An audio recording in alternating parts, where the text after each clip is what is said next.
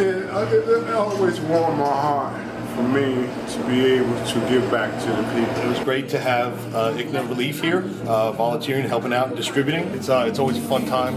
It's just great that we get to work together and help other people. From Winder City, here the used clothes are sorted, and over here they're hung up and people are welcome to take them.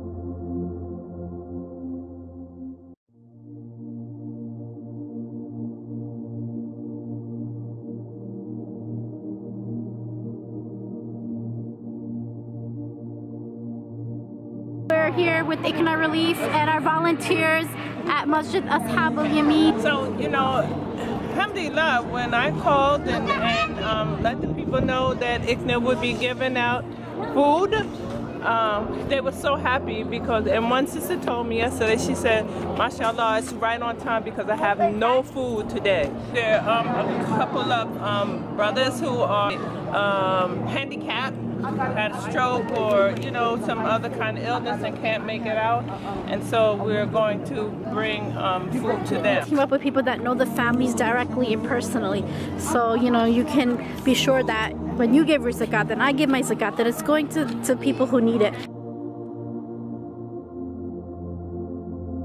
For centuries, New York City has been a place of refuge for those fleeing poverty and persecution. Many of those Syrians now call Elizabeth, New Jersey home. And we also, the refugee families we work with in New Jersey, they called our staff and said, we're scared. What if the police come to our door? What if the FBI comes? Like, what do we tell them?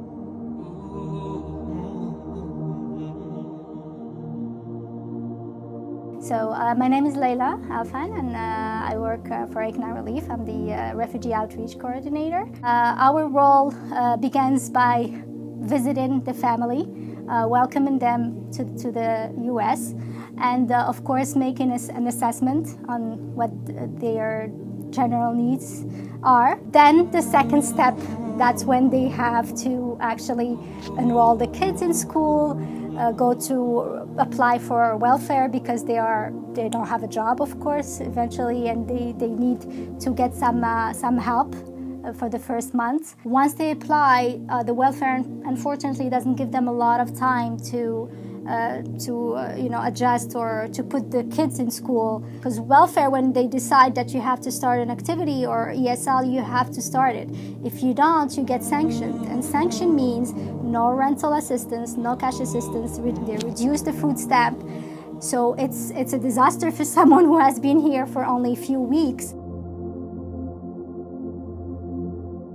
So we had this case last week of parents who have been given paperwork from the welfare, and unfortunately nobody was there for them to tell them what entitles, what they need to do.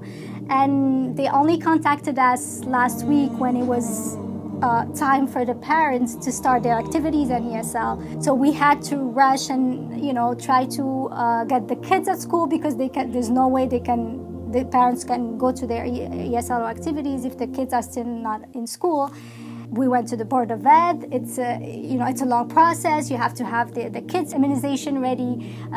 It's not just enrolling them in school. It's also tutoring them during the weekend. A lot of them don't know the language. English is totally new to them. Many of them have been, especially those who have been placed in high school, have been out of school for 3 to 4 years. So imagine someone coming from elementary, skipping middle school, and then come to a new society and placed in high school.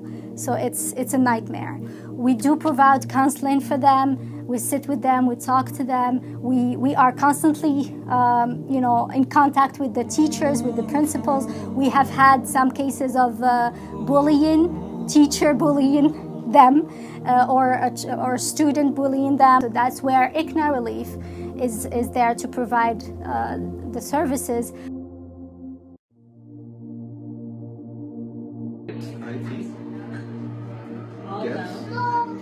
German Navy was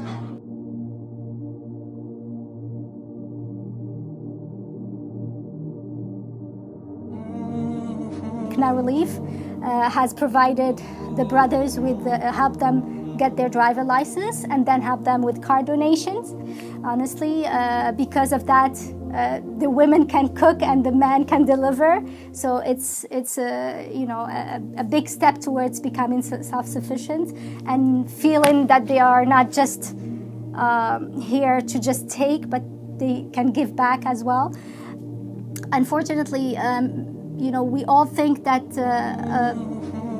help stops at like couple items or a couple donations, but it's beyond that. So please support ICNA Relief. جزاكم الله خير.